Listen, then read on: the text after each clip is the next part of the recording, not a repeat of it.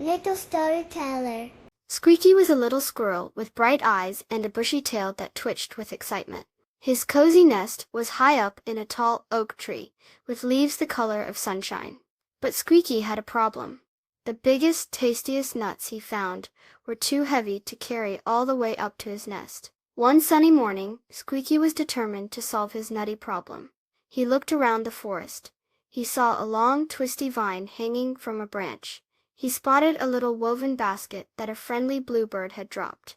Then his eyes landed on a pile of smooth, round stones near a sparkling river. An idea popped into his head like a jumping bean. Squeaky carefully tied one end of the vine to a sturdy branch near his nest. He tied the other end to the little basket. Then he found a smaller basket and tied it to the vine as well, on the opposite side of the big basket. This was going to be his nut elevator.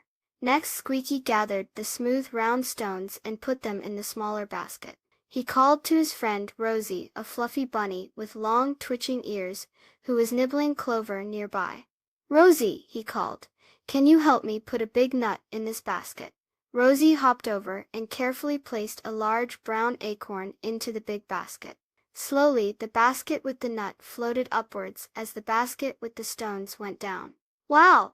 exclaimed Rosie, her nose twitching with amazement.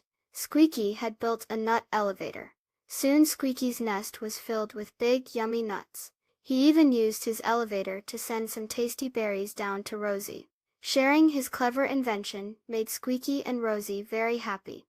They learned that even tricky problems can be solved with a little bit of thinking and the help of a good friend.